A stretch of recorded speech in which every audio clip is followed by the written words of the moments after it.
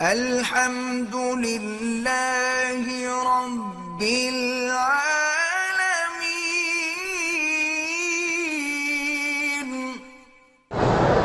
اگر کوئی آدمی کسی کو زبردستی کہے کہ تمہیں تمہارے بچے کی قسم، یہ لغو کلام ہے، کوئی قسم شسم نہیں ہوتی۔ قسم وہ ہوتی ہے جو آدمی خود اپنے ارادے سے کھاتا ہے۔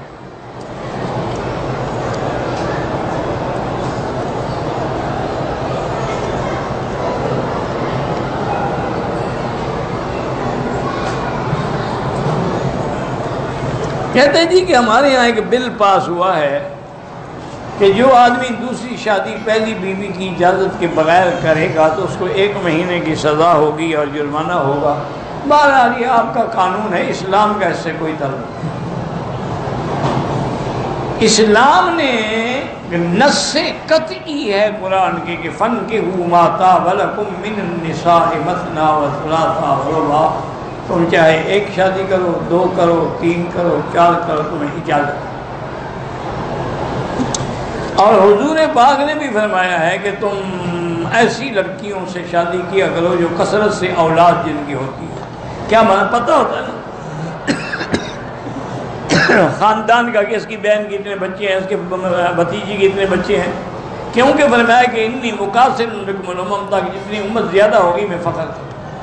یہ تو انگریزوں کے قانون ہیں میرا بھائی کہ پہلی بیوی جو ہے جب تک اجازت نہ دے آدمی دوسری شادی نہیں کر سکتا۔ اسی طرح یہ بھی انگریزوں کے قانون میں ہے کہ طلاق مرد نہیں دیتا، عورت دیتی ہے۔ اور یہ بھی انگریزوں کے قانون میں ہے کہ طلاق دینے کے بعد بھی وہ اپنے خاوند کی آدھی جائیداد کی مالک ہوتی ہے۔ طلاق دے دی لیکن آدھی جائیداد بھی بولے گی۔ اور آپ اندازہ کریں کہ جب اتنا حلال کو مشکل کر دیا گیا تو اب یورپ میں یہ ہوتا ہے کہ کوئی نکاح کرتا ہی نہیں، نکاح کریں گے تو قانون میں پھنس جائیں گے نا، کہتے بس اسی طرح گرل فرینڈ ہے، کام تو ہو رہا ہے۔ جو شادی کے بعد ہم نے کام لینا ہے وہ تو اس کے بغیر بھی ہو رہا ہے، بڑے اچھے طریقے سے بلکہ ہو رہا ہے، اس لیے وہ نکاح نہیں کرتے۔ اگر ایسا سٹیج آ بھی جائے نا تو مرنے کے وقت کر لیتے ہیں تاکہ ایک دوسرے کو انشورنس مل سکے، ورنہ وہ نکاح نہیں کرتے۔ تو اب آپ کے ہاں بھی پھر یہی حشر ہو جائے گا، لوگ نکاح نہیں کریں گے، بے نکاحی عورتیں گھر میں رکھ لیں گے، اس پر تو کوئی جرمانہ نہیں نا، وہ تو جتنا مرضی ہے رکھو۔ اِنَّ لِلَّهِ وَإِنَّا إِلَيْهِ رَاجِعُونَ۔ دعا کرو اللہ رحمت کرے، اللہ رحمت کرے، اللہ اسلامی ملکوں پر اپنا عذاب رفع فرمائے۔ اب آپ کا ملک تو ایک ایسے عذاب کی گرفت میں آ گیا ہے۔ آج میں پڑھ رہا تھا کہ 163 روپے کا $1 ہو گیا، یعنی آپ یوں اندازہ کریں کہ اس ڈالر کے بڑھنے سے $880 ارب تم پر قرضہ پڑ گیا ہے۔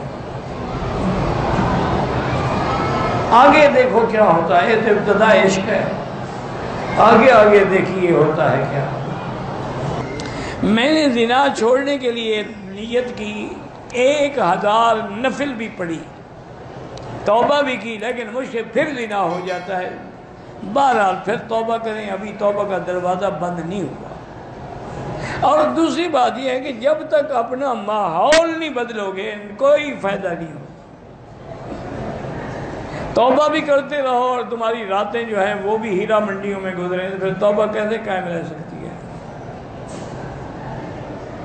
توبہ کرو، پھر اللہ والوں کی صحبت میں رہو۔ آج کل بہتر یہ ہے کہ تبلیغ والوں کے ساتھ نکل جاؤ 4 مہینے کے لیے، انشاءاللہ امید ہے کہ تمہاری اصلاح ہو جائے گی، باقی اللہ کے علم میں۔ اسی لیے حکم ہے کہ اگر عورت گھر میں اکیلے ہے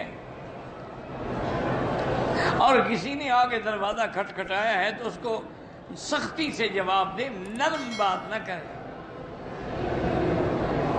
چونکہ اگر نرم بات کرے گی کہ اچھا ماشاءاللہ میرے خامد ان کے آپ تشریف لے آئے نا جی، اندر بیٹھے آ جائیں گے، تو پھر تو گناہ کا رستہ کھل گیا۔ جھڑک دے کہ بھی نہیں ہے بعد میں آئے۔ اسی طرح ٹیلی فون پر بھی اگر آپ نہیں جانتی ہیں کہ کون ہے تو آپ سختی سے بات کریں، نہ کہ نرمی سے بات کریں، کیونکہ یہ سب دوائی یہ زنا ہے۔ ملنا ملانا بوس کنار، یہ ابتدا ہے نا زنا کی، انجام زنا ہے۔ اور اللہ کے قرآن میں ہے کہ انہو کان فاحشۃ، یہ زنا جو ہے یہ فاحشہ ہے اور بہت برا راستہ ہے، گناہ بھی ہے اور برا راستہ بھی۔ چونکہ محاورات عرب میں ہے کہ الزنا یخرج البنا، زنا ایسی بلا ہے کہ جو آدمی کی بنا کو بھی اکھاڑ دیتا ہے۔ اسی طرح یہ ہے کہ من زنا زنیا، جو کسی کی لڑکی سے زنا کرتا ہے اس کے خاندان سے بھی پھر زنا ضرور ہوگا۔ اور یہ بھی ہے کہ زنا ایک ایسی بلا ہے کہ اس کی سبب سے بستیوں کی بستیاں اور خاندان اجڑ جاتے ہیں، لڑائیاں ہو گئیں، جھگڑے ہو گئے، فساد ہو گئے۔ تو اس لیے یہ ایک بہت بڑا گناہ ہے اور بڑا غلط راستہ ہے۔ تو آدمی کو ہر حال میں زنا سے دور رہنا چاہیے۔ اور پھر یہ دیکھیں کہ اللہ نے زنا حرام کیا ہے تو نکاح تو حلال کر دیا ہے کہ اگر تمہاری شہوت ہے، قوت ہے، طاقت ہے، جوانی ہے، نکاح کر لو۔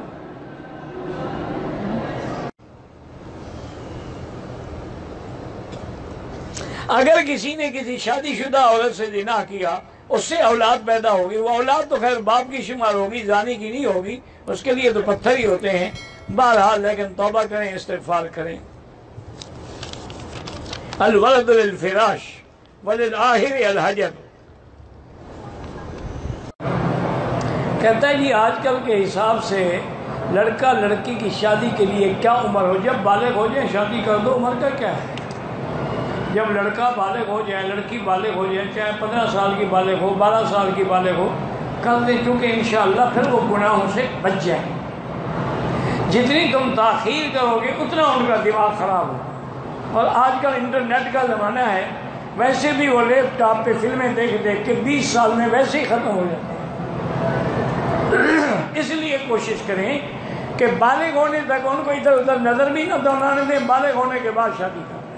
یہ تو لوگوں نے بنا رکھا ہے جی 30 سال عمر ہو، میچورڈ ہو جائے، اس کی سروس ہو جائے، نوکری ہو جائے، وہ کہاں سے بیوی کو کھلائے گا؟ اس کو اللہ کھلائے گا، تم کون ہو کھلانے والے؟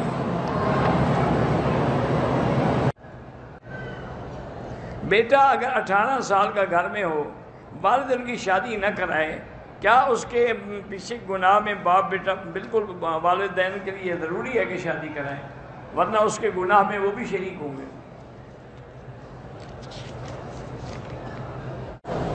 کہتے جی کسی ایسی حدیث میں بات ہے کہ کوئی غریب آدمی آئے اور حضور فرمائیں کہ تم جاؤ شادی کرو تو تمہیں غربت تمہاری دور ہو جائے گی،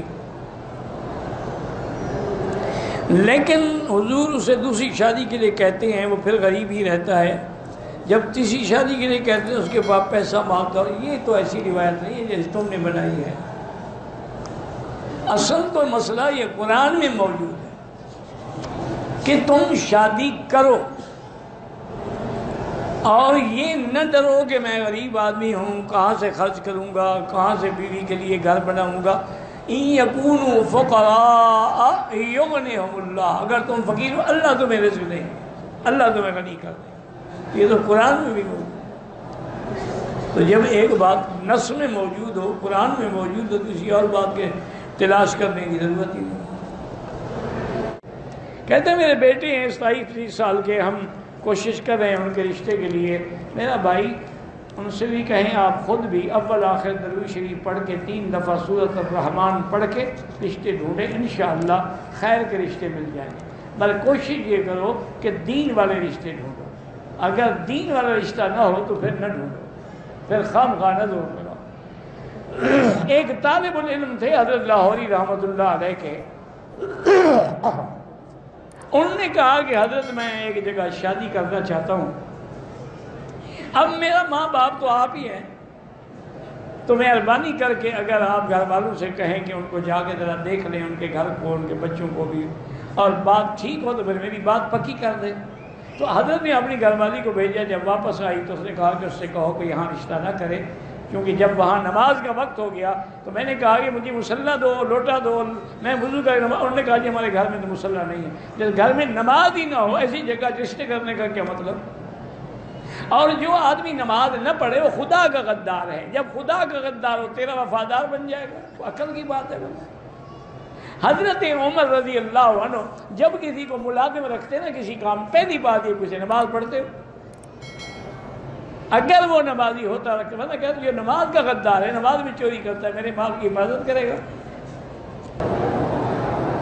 کہتا ہے جی کہ پاکستان میں 1 کروڑ لڑکیاں شادیوں کے لیے منتظر ہیں، 40 لاکھ تو اب اس عمر میں آ گئی ہیں کہ ان کے بالوں میں سفیدی آنا شروع ہو گئی ہے. اس کا حل بتائیں. بڑا آسان حل ہے. تم اسلام کے مطابق شادیاں کرو، دیکھو 1 مہینے میں مسئلہ حل ہو جائے گا. تم اگر آئیڈیل ڈھونڈتے رہو تو پھر 20 سال بھی نہیں ہوں گی. وہ جہید مانگتے رہے ملعون تو پھر بھی نہیں ہوں گی. تم اپنے علاقے کے کسی مدرسے میں چلے جاؤ اور اس عالم سے کہو جی میری بیٹیاں جوان ہیں، جو طالب العلم آپ کے نزدیک شریف و نکاح کرتے ہیں، دیکھیں نکاح ہوتے ہیں کہ نہیں ہوتے. 2 کلو کھجور تقسیم کیا، نکاح ہو گیا، بات ختم. جب شادی ہو جائے بعد میں 1 بکری ذبح کر کے پکا کے دوستوں کو کھلا دے، ولیمہ ہو گیا. اس طرح کرو، دیکھو شادیاں ہوتی ہیں کہ نہیں ہوتی. گناہ کرتا ہوں، پریشان ہوتا ہوں، توبہ کرتا ہوں. بہرحال توبہ کا دروازہ کھلا ہوا ہے، مایوس نہ ہوں، لیکن گناہوں سے بچنے کی کوشش کریں. اور بچنے کا حل یہ ہے کہ نیک لوگوں کی صحبت اختیار کریں. جب تک ماحول نہیں بدلے گا گناہ نہیں چھوٹے گا.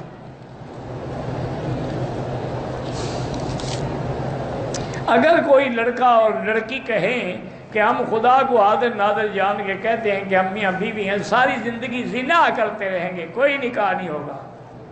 اس کے لیے ولی بھی ضروری ہے، خطبہ بھی ضروری ہے، گواہ بھی ضروری ہے.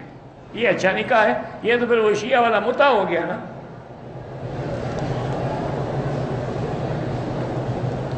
اگر کسی لڑکی کے ساتھ میرا ناجائز تعلق تھا، اب میں شادی کرنا چاہتا ہوں، جب ناجائز تعلق تھا تو مولوی مکی سے مسئلہ نہیں پوچھا. اب نیک کام کرنا چاہتے ہو تو پوچھتے ہیں کیا ضرورت، توبہ کرو دونوں اور نکاح کرو. طواف عمرہ زندہ کے لیے کر کے ان کو ثواب بخشا کریں. چھوٹے بڑے عمرے کا کوئی فرق نہیں ہوتا. ایک قریب ہے چھوٹا ہو گیا، وہ دور ہے بڑا ہو گیا. مسافر کو صدقہ زکوٰۃ جائز ہے، جائز ہے. عمرے والے جو مسافر ہیں اگر وہ غریب ہے، پیسے نہ ان کو بھی زکوٰۃ دے سکتے ہیں.